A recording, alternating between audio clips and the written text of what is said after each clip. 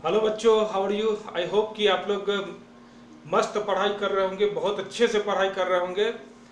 और आई आज जो हमारा टॉपिक है वो है स्टोइकियोमेट्री का। ये कौन सा टॉपिक है बच्चों, जो कि आप जब 11th में आते हो तो जो फिजिकल केमिस्ट्री में जो बहुत ही इंपॉर्टेंट टॉपिक से आपकी मुलाकात होती है वही वाला टॉपिक है। तो हमारा जो यहाँ पर आज फोकस है वो है इक्विवेलेंट कॉन्सेप्ट पर। ओके, यहाँ हम सीखेंगे बहुत सारी चीज। पहले हम लोग कुछ मोल कॉन्सेप्ट को देख लेंगे, देन आफ्टर हम लोग जाएंगे इक्विवेलेंट कॉन्सेप्ट को देखेंगे, वहाँ इक्विवेलेंट वेट को देखेंगे कैसे निकालते हैं, कैसे ये वेरिएबल है। उसके बाद कोशिश करेंगे आज ही हम लोग रिडॉक्स रिएक्शंस पर पहुंचने का। रिडॉक्स रिएक्शन में किस तरह से हम लोग इक्विवेलेंट वेट को डिफरेंट टाइप से निकालते हैं वो देखेंगे। तो चलिए हम लोग देखते हैं स्टोइकियोमेट्री सबसे पहले क्या है।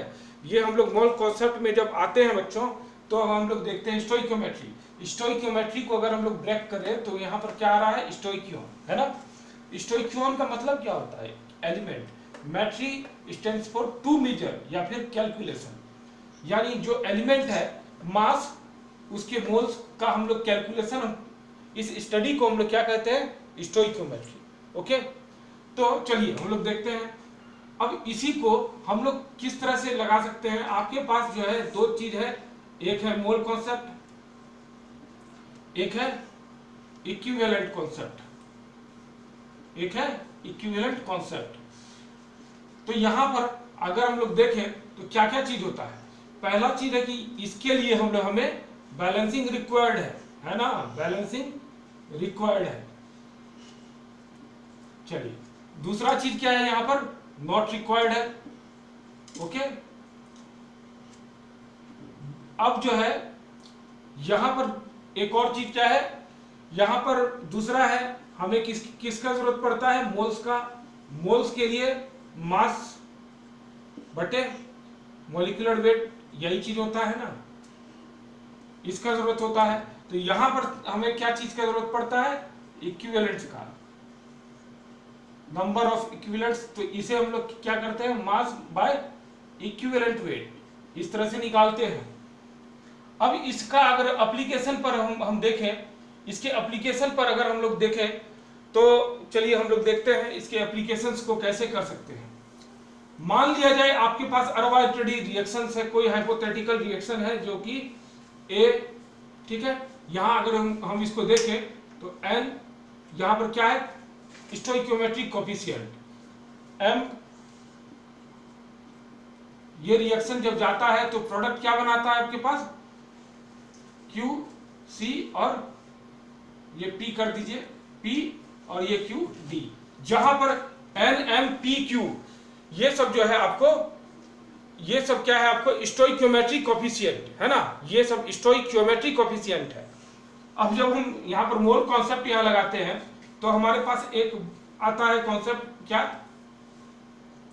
N moles of A equal to M mole of B, है ना। अगर हम चलिए इसको अच्छे से लिखें तो N moles A equal to M moles of B equal to P moles of C equal to Q moles of D. ये चीज हमारे लिए मोल कॉन्सेप्ट में आता है। बट जब हम इक्विवेलेंट कॉन्सेप्ट पर लगाते हैं तो यहां पर पहले हम लोगों ने पहले ही कहा था कि भाई बैलेंसिंग रिक्वायर्ड नहीं है। क्यों नहीं है, क्योंकि हमें अगर जब यहां पर कोई रिलेशनशिप एस्टेब्लिश करना है तो सिंपली हम लिखते हैं equivalent of A equal to equivalent of B equal to equivalent of C equal to equivalent of D. Simple, यहां पर बस हम यही चीज करते हैं। और इसके लिए हमें जो भी क्वेश्चंस में दिया हुआ अगर मास है, क्वेश्चंस में अगर हमें दिया हुआ है मॉलिक्यूलर वेट या फिर जो रिक्वायर्ड होता है वो दिया हुआ है तो हम इक्विवेलेंट निकाल सकते हैं और वहां से हम लोग चल सकते हैं। तो चलिए अब हम लोग नेक्स्ट देखते हैं इक्विवेलेंट कॉन्सेप्ट में। चलिए एक और एग्जांपल भी हम यहाँ पर देख लें तो बेटर होगा। अगर मान लिया जाए यहाँ पर आपके पास H2 और O2 जो है ये वाटर बना रहा है, 2 मोल्स ऑफ वाटर बना रहा है। आपके पास अगर दिया हुआ है ये 1 मोल, तो ये इस रिएक्शंस को कंप्लीट होने में कितने H2 लगेंगे, ये चीज है। तो बच्चों बहुत सिंपल है, अगर 2 इसी कॉन्सेप्ट को अगर हम मोल कॉन्सेप्ट में लगाएं, 2 into moles of hydrogen equal to, यहाँ स्टोइकियोमेट्रिक कोएफिशिएंट ऑक्सीजन के पास 1 है, तो डायरेक्टली हम लोग 1 इंटू को लिखने के बजाय O2 ये कितना है 1 मोल ही है, यानी कि मोल्स ऑफ H2 कितना हो गया 1/2 यानी 0.5 मोल्स ऑफ H2 है ना। तो मोल्स ऑफ H2 यहाँ पर जब आया तो हमें क्या, हमने यहाँ पर इस रिएक्शंस में क्या क्या यूज किया, इस सॉल्यूशन में हमने क्या क्या यूज किया, केवल स्टोइकियोमेट्रिक कोएफिशिएंट। तो ये हमारा मोल कॉन्सेप्ट था। अगर इसी चीज को अगर हम देखें कि इक्विवेलेंट कॉन्सेप्ट से लगाते तो क्या करते, equivalent of H2 equal to equivalent of O2 equal to equivalent of H2O। तो ये रिलेशनशिप एस्टेब्लिश करके हम लोग सभी चीजों को निकाल सकते थे। तो चलिए अब हम लोग देखते हैं इक्विवेलेंट कॉन्सेप्ट का क्या है नेक्स्ट थ्योरी। तो इसको जानने के लिए बच्चों पहले जो हम लोग देखेंगे वो क्या होता है, इक्विवेलेंट मास।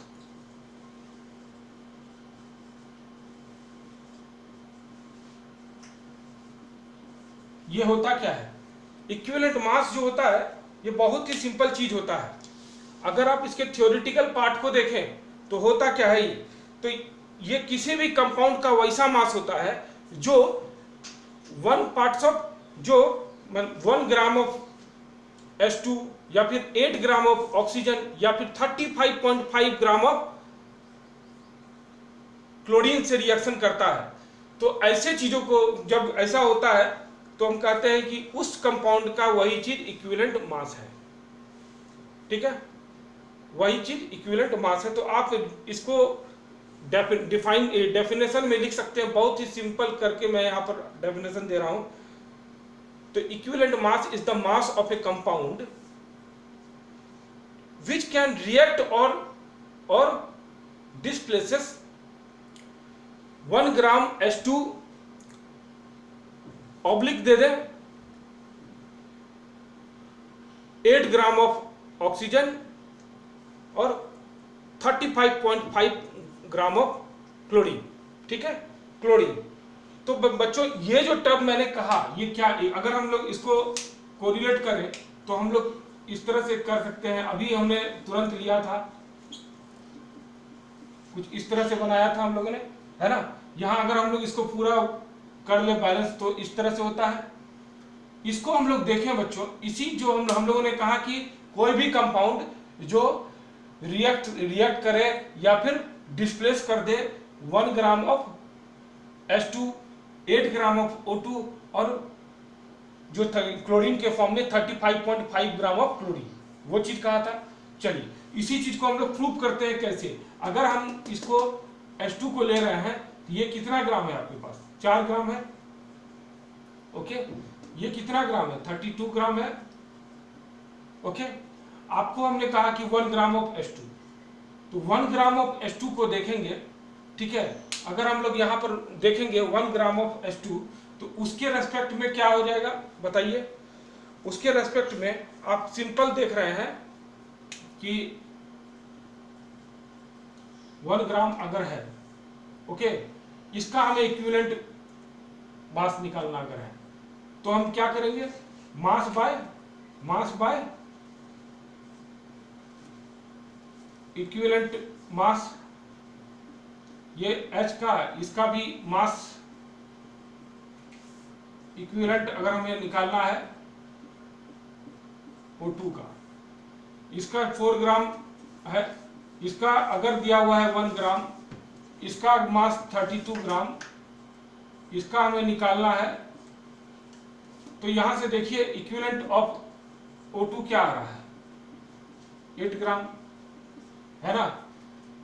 यही चीज अगर हम देखें क्लोरीन को यहां पर रखकर और 71 ग्राम कर दें तो हमें ये जो इक्विवेलेंट ऑफ क्लोरीन जो है 35.5 आएगा। तो इससे क्या हुआ, इससे क्या निकला, इससे ये बताता है कि ऑक्सीजन का इक्विवेलेंट मास कितना हुआ, ऑक्सीजन का इक्विवेलेंट मास कितना हुआ 8 ग्राम, है ना। तो ये तीनों जो है हमारा हाइड्रोजन, ऑक्सीजन और क्लोरीन, ये हम बेसिक पर लेकर चलते हैं। तो चलिए इसको हम लोग और अच्छे से समझते हैं। बेसिकली इक्विवेलेंट मास को हम लोग जो सबसे अच्छे से समझ सकते हैं, ये तो हमारा थ्योरेटिकल पार्ट है। इक्विवेलेंट मास जो है ये होता क्या है, ये कोई भी मॉलिक्यूलर मास है, यहां पर हम लोग एक एन फैक्टर करके एक टर्म आता है जिसको भी हम लोग समझेंगे। एन फैक्टर, कभी कभी इसको हम लोग वैलेंसी फैक्टर भी कहते हैं, ठीक है, ये कहते हैं। उससे जब हम लोग डिवाइड कर देते हैं तो हमें इक्विवेलेंट मास आता है। अब ये एन फैक्टर होता क्या है, जो आप अभी हम लोगों ने जो डिस्कस किया एन फैक्टर, ये क्या होता है। तो बच्चों एन फैक्टर यहाँ पर बहुत ही इंटरेस्टिंग टॉपिक है। ये आपको क्या होता है, तो देखिए वेरियस रिएक्शंस में, वेरियस कंपाउंड में आपको कौन कौन से कंपाउंड आते हैं, एसिड है ना, बेस और सॉल्ट, यही तीन आते हैं। तो यहां पर मान लिया जाए कि HCl है, यहां पर H2SO4 है, यहां पर HBr है, यहां पर H3PO4 है फॉस्फोरिक एसिड, यहां पर अगर NaOH है, यहां पर कैल्शियम हाइड्रोक्साइड है, यहां पर मान लिया जाए कि सॉल्ट में NaCl है, यहां पर Na3PO4 है ना। यहां इस टाइप से हम लोग कितना भी लिखे, लेकिन यहां होता क्या है एन फैक्टर, एसिड के टर्म में हम लोग रिप्लेसेबल हाइड्रोजन को देखते हैं। कितना हाइड्रोजन, अगर न्यूट्रल कंपाउंड का अगर हमें इक्विवेलेंट मास निकालना है तब रिप्लेसेबल हाइड्रोजन यहां कितना है, 1, यानी एन फैक्टर यहां पर 1, ठीक है। एन फैक्टर का अगर हम लोग टर्म यहां लिखें, एन फैक्टर का टर्म यहां साइड से अगर हम लोग लिखकर चले तो यहां पर कितना हो गया, 1। इसके पास रिप्लेसेबल हाइड्रोजन 2, ये 2, HBr के पास 1 तो 1, H3PO4 फॉस्फोरिक के पास 3 है, ठीक है। अब जैसे ऑर्थोफॉस्फोरिक एसिड का स्ट्रक्चर कितना है, कैसा है, ये है कुछ, तो यहां 3 आपको दिख रहा है, होता है। फॉस्फोरस एसिड अगर होता है आपका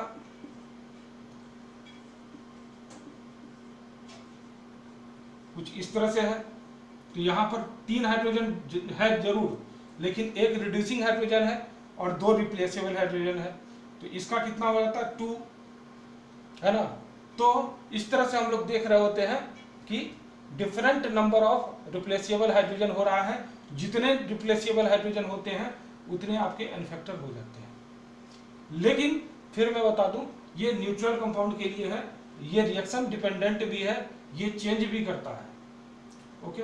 अब बेस के फॉर्म में क्या होता है बच्चों, बेस के फॉर्म में जो रिप्लेसेबल हाइड्रोक्साइड आयन होता है, यहां पर कितना है, ये OH माइनस 1 ही है, यहां पर आपको 2 दिख रहा है तो 2, यानी इसका एन फैक्टर 2 हो गया। जब भी अगर हमें कैल्शियम हाइड्रोक्साइड का इक्विवेलेंट मास निकालना होगा, इसको हम लोग लिख देंगे कैल्शियम हाइड्रोक्साइड का, ठीक है, इक्विवेलेंट मास। जैसे इसका कितना हो गया, 40 और यहाँ पर 34, तो 40 और 34 74, तो 74/2 यानी 37 इसका equivalent mass of calcium hydroxide हो गया। बात समझिए कि यहाँ कैल्शियम हाइड्रोक्साइड का हमें मोलिकुलर मास तो निकालना आता है, वो हम लोग निकाल लेंगे। नंबर ऑफ रिप्लेसेबल हाइड्रोजन यहाँ पर ये हाइड्रोक्साइड आयन कितना है, 2, तो 2 हम लोग यहाँ पर रख देंगे एन फैक्टर में। ये मैं एक्चुअली आपको शॉर्ट में ही बता रहा हूँ, ठीक है। तो फिर भी क्योंकि मेरा लक्ष्य है आपको ये रिडॉक्स तक पहुंचाने का, हो सकता है कि मेरा पार्ट 2 आए, उसमें और आपको जो स्टैंडर्ड ये रिडॉक्स रिएक्शंस होते हैं उसके कैसे करके क्या क्या ट्रिक्स एंड ट्रिक्स है, बहुत सारे ट्रिक्स जिससे आप तुरंत एन फैक्टर निकालिए, तुरंत इक्विवेलेंट मास और तुरंत न्यूमेरिकल सॉल्व कीजिए। ये मेरा नेक्स्ट टॉपिक में चलेगा। तो कैल्शियम हाइड्रोक्साइड का यहाँ 2 हो गया। अब जब बच्चों यहाँ पर सॉल्ट की बात आती है तो सॉल्ट में क्या होता है, चलिए एक और दे देते हैं। सॉल्ट में क्या होता है कि टोटल ऑफ केटायोनिक पार्ट का या फिर एनायोनिक पार्ट का आप चार्ज कैलकुलेट कर लें, उतना होता है। जैसे NaCl में तो भाई यहाँ पर +1 है ना, +1, यहाँ पर -1, यहाँ पर 3 हो गया टोटल, +1 इंटू 3 +3 और इसका -3। कोई भी एक कैटायनिक या फिर एनायनिक का आप टोटल चार्ज देख लें, वो आपका एन फैक्टर हो जाता है। जैसे इस केस में अगर हम लोग देखें कैल्शियम, ठीक है, इसका एन फैक्टर कितना होगा, यहाँ पर हम जानते हैं कैल्शियम का कितना होता है, +2 1 का होता है। इसमें 3 कैल्शियम इस तरह के हैं, इसका मतलब इसका एन फैक्टर 6 हो जाएगा। अगर हमें कोई अगर पूछे इसका इक्विवेलेंट मास कितना है, तो हमें इसका मोलिकुलर मास निकालना होगा। इसका मोलिकुलर मास यहाँ पर हमें रख देना है। देन आफ्टर हमें 6 से यहाँ पर एन फैक्टर के रूप में 6 को यूज करना है, 6 से डिवाइड कर देना है, तो हमें इक्विवेलेंट मास ऑफ, ठीक है, कैल्शियम फॉस्फेट निकल जाएगा। ठीक है, इन चीजों को हमें ध्यान देना है। कोई भी अगर रेडिकल आपके पास आता है, सल्फेट आयन जैसे है, इसका अगर कोई आपसे पूछ लिया है ना, फॉस्फेट आयन है, इसका अगर आपसे किसी ने पूछ लिया इक्विवेलेंट मास, तो सिंपल होता है बच्चों, आप इसका मॉलिक्यूलर मास निकाल लीजिए, देख लीजिए कितना चार्ज है, उस चार्ज को आप एन फैक्टर के फॉर्म में वहां पर डिवाइड कर दें, you will have equivalent mass. तो ये हमारा टेक्निक है डायरेक्टली निकालने का। अब है बात बची कि ये कैसे रिएक्शन डिपेंडेंट है। तो रिएक्शन डिपेंडेंट इक्विवेलेंट मास हम लोग देख लेते हैं। आखिर में सर ने क्यों कहा था कि भाई इसको याद रखने का कोई जरूरत नहीं है, क्योंकि ये रिएक्शन डिपेंडेंट है। देखिए जैसे आपके पास H2SO4 है, अगर ये वाटर में रिएक्शन करता है, या फिर इसको हम सिंपल देख रहे हैं, अगर आयोनाइज करें तो SO4 माइनस, कुछ देर पहले जब न्यूट्रल की बात की थी हमने कहा था यहाँ पर इसका आप देख लीजिए कैटायनिक फॉर्म में टोटल कितना, यहाँ पर जैसे एसिड में कितना रिप्लेसेबल हाइड्रोजन है, वो रिप्लेसेबल हाइड्रोजन आपका एन फैक्टर हो जाएगा। यहाँ तो आपको दो दिख रहा था, लेकिन टर्म को आप समझिए, रिप्लेसेबल हाइड्रोजन कितना है ये मैंने कहा था। न्यूट्रल में यहाँ पर रिप्लेसेबल यहाँ जरूर 2 था, लेकिन यहाँ पर रिप्लेस हुआ कितना, एक ही तो हुआ, यानी इसका एन फैक्टर कितना हो गया, एन फैक्टर ऐसे केस में 1 हो गया। अब अगर यहाँ पर H2SO4 का पूछा जाएगा इक्विवेलेंट मास, इसका जैसे 98 होता है मॉलिक्यूलर वेट, ओके, 98 होता है इसका 98 है मॉलिक्यूलर वेट, तो वहां पर एन फैक्टर के रूप में हम ये कर देंगे, इसका 98 आ गया है ना। अब नेक्स्ट अगर हम देखें H2SO4, यहाँ पर सल्फेट आयन रिलीज हुआ और 2H+। अब बताइए यहाँ पर रिप्लेस कितना हुआ हाइड्रोजन, 2 है ना, 2 हुआ, तो इक्विवेलेंट मास यहाँ पर देखिए, अब इसी चीज का चेंज करेंगे, 98/2 49, तो चेंज हो गया। तो इस तरह से चेंज हो जाता है, तो ये रिएक्शन डिपेंडेंट है। अब जब हम लोग ऑर्थोफॉस्फोरिक एसिड की बात किए थे, वहां हम लोगों ने डिस्कस किया था कि भाई यहाँ तो 3 हाइड्रोजन रिप्लेसेबल है अगर हम किसी न्यूट्रल कंपाउंड को देखें। जब वो रिएक्शन में जाएगा, हो सकता है कि फर्स्ट स्टेप के रिएक्शन में वो एक ही हाइड्रोजन रिलीज किया, तो जब फर्स्ट, तो उस वक्त क्या हो जाएगा, एन फैक्टर 1। अगर मान लीजिए फर्दर वो और रिएक्शन किया तो 2 हाइड्रोजन टोटल रिप्लेस हुए, उस, है ना, तो उस अगर हम देखेंगे पहले 0 था, फिर बाद में 2 कर रिप्लेस उसने कर दिया, वहां पर आपका एन फैक्टर 2 हो गया। अगर फिर हम लोग वो ऑर्थोफॉस्फोरिक एसिड को डाले और उसने 3 के तीनों हाइड्रोजन को कर दी, जैसे मान लिया जाए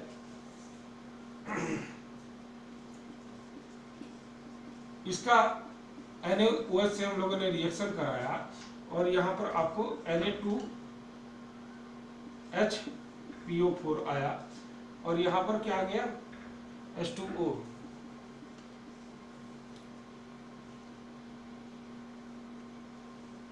यहाँ पर 2, यहाँ पर 2, ओके।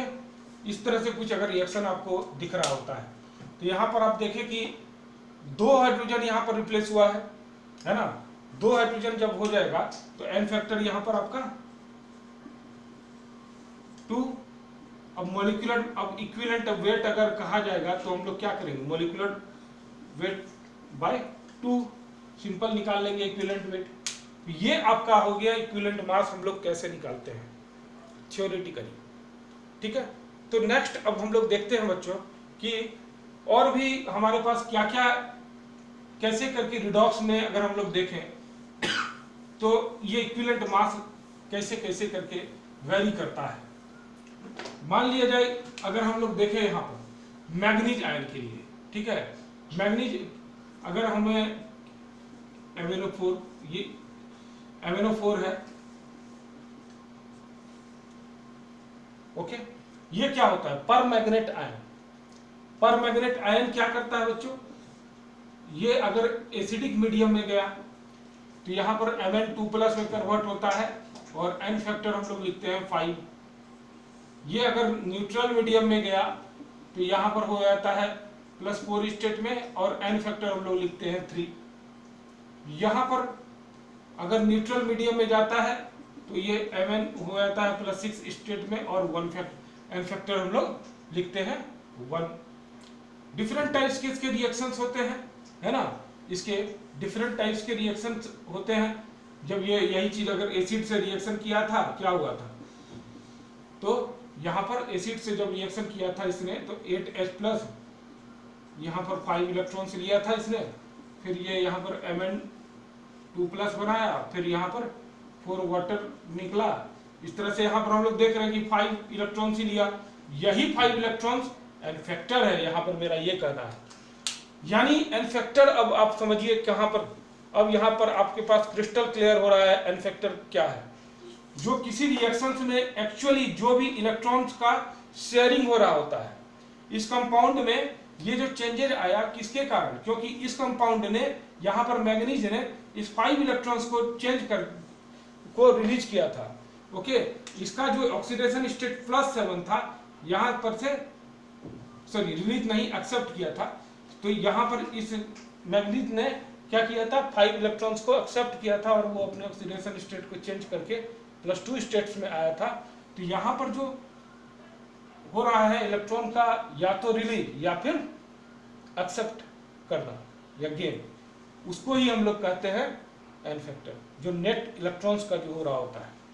जैसे यही चीज को अगर हम लोग देखें, अगर हम तुरंत अगर मीडियम चेंज कर दें तो क्या हो रहा है, MnO4 - 2H2O, यहाँ पर 3 इलेक्ट्रॉन होगा और यहाँ पर आपको MnO2 और 4OH-, कुछ इस तरह से रिएक्शंस हमें देखने को मिलेगा, ठीक है। तो यहाँ पर पर्पस मेरा ये है, अगर बेसिक मीडियम में देखें MnO4 यहाँ पर OH- एक इलेक्ट्रॉन लेगा, यहाँ पर हो जाएगा MnO4 2- ऑक्सीजन, और जो है वाटर तो रिलीज होना ही है।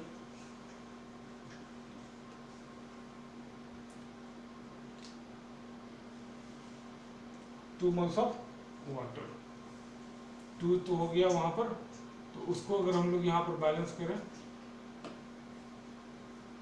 तो 4 आएगा करीब।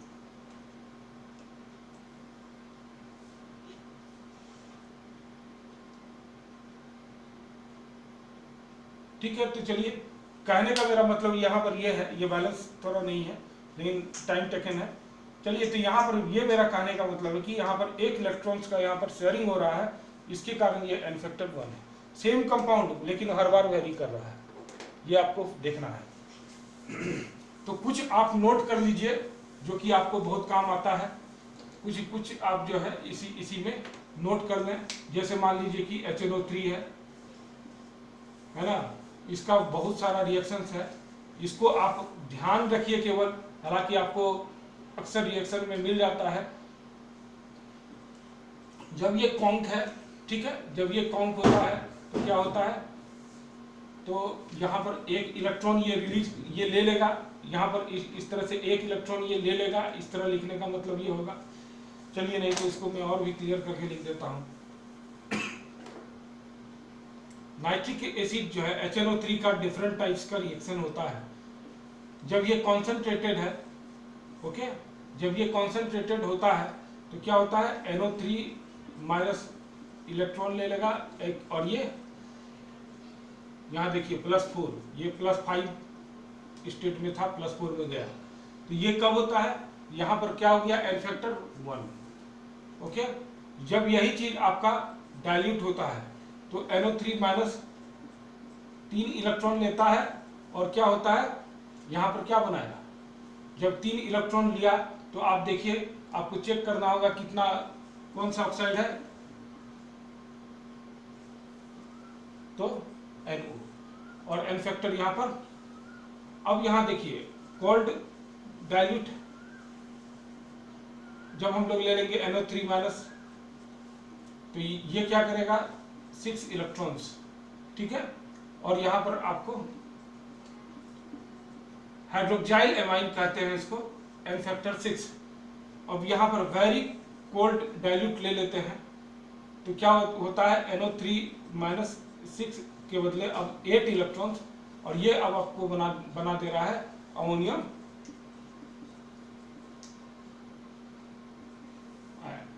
ठीक है। और यहाँ पर n फैक्टर आपका 8। तो आप देखिए वेरियस कंडीशंस में नाइट्रिक एसिड का n फैक्टर चेंज हो गया, इसके कारण उसका मॉलिक्यूलर वेट चेंज हो गया। तो इन चीज़ों को आपको देखना होगा। चलिए, जैसे एक और आपका बहुत ही इंपॉर्टेंट आता है थायोसर, ये जैसे सोडियम थायोसल्फेट का, जिसका मॉलिक्यूलर, जैसे सोडियम थायोसल्फेट एक आता है, इसका मॉलिक्यूलर वेट 158 आता है। तो इसको अगर हम लोग देखें, इसका भी वही है, अगर एसिडिक मीडियम में देखें तो H2O3 2 माइनस क्या करता है, ये चेंज कर जाता है SO4O6 माइनस, और कितने कितने आपके यहाँ पर इलेक्ट्रॉन से निकले, 2। तो ऐसा ऐसा 2 मॉलिक्यूल्स है, यहाँ पर आप ध्यान दीजिएगा, ऐसा ऐसा 2 मॉलिक्यूल्स में 2 इलेक्ट्रॉन से निकला, तो एक मॉलिक्यूल्स में कितना निकला, n फैक्टर 2/2 1, तो n फैक्टर 1। यही चीज अगर मेरा बेसिक में अगर चल रहा है, यही चीज अगर मेरा बेसिक में चल रहा होता है, तब मेरा n फैक्टर क्या हो जाएगा, H2O3, ये क्या होता है, सल्फेट आयन में चेंज हो जाता है, ठीक है, सल्फेट आयन में चेंज हो जाता है, और ये +6 स्टेट में है, और ये कितना है, यहाँ पर 2 माइनस, ये कितने स्टेट में है, चेक करिए आप, ये चेक कीजिए, तो ये कितने स्टेट में है, आप लोग ऑक्सीडेशन स्टेट परहैप्स निकाले होंगे, तो वहां से आप देख सकते हो कि ये 2x - 6 = -2, x = -2, कितना हुआ, 4, x = 2, ये +2, और यहाँ पर +6। तो ऐसे ऐसे 2 मॉलिक्यूल यहाँ पर आपको दिख रहे हैं। तो टोटल चेंज कितना हो गया, 12, 6 × 2 12 - 4, टोटल n फैक्टर कितना हो गया, 8, है ना।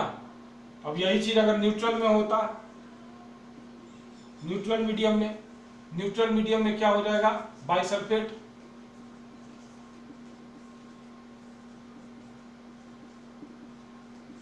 अब आप फिर चेक करिए कितना हो जाएगा, यहाँ पर अगेन 8, यही चीज चलेगा, सेम प्रोसेस। तो ये कुछ इंपॉर्टेंट रिएक्शंस हैं जो आपको बार बार आएंगे। अब जैसे पोटेशियम डाइक्रोमेट, वहां पर जो क्रोमियम का जो होता है देखिए क्रोमियम क्या करता है, chromium every time oxidising agent के ही फॉर्म में काम करता है। तो जब सोडियम बाइक्रोमेट में हम लोग, डाइक्रोमेट में हम लोग देखते हैं क्रोमियम का वहां पर +6 है, तो वो उसका भी अपना वेरियस टाइप्स का रिएक्शंस होता है, और अपने in accordance with the reaction वो अपना मॉलिक्यूलर वेट तो सेम रखता है, लेकिन इक्विवेलेंट वेट चेंज करता रहता है। तो ये सब चीजें हैं, ठीक है। तो अभी हम लोग थोड़ा देखते हैं नेक्स्ट, ये रिडॉक्स रिएक्शंस के लिए क्या करते हैं हम लोग।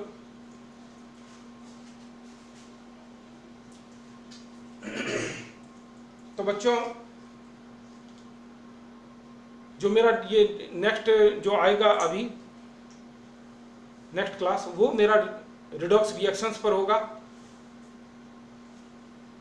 तो उसके लिए आप लोग मेरा नेक्स्ट वीडियो देखिए। हो सकता है कि ये मैं कल ही डाल दूं नेक्स्ट वीडियो, और ये बहुत ही आपको अच्छे से क्रिस्टल क्लियर करेगा। ये आपको डिफरेंट किसी भी जल्दी बुक में मिलता नहीं है, मैक्सिमम जगह इसकी पढ़ाई होती नहीं है, जो कि मैं नेक्स्ट क्लासेस में बताऊंगा। ये बहुत ही अच्छा ट्रिक्स आपके लिए है।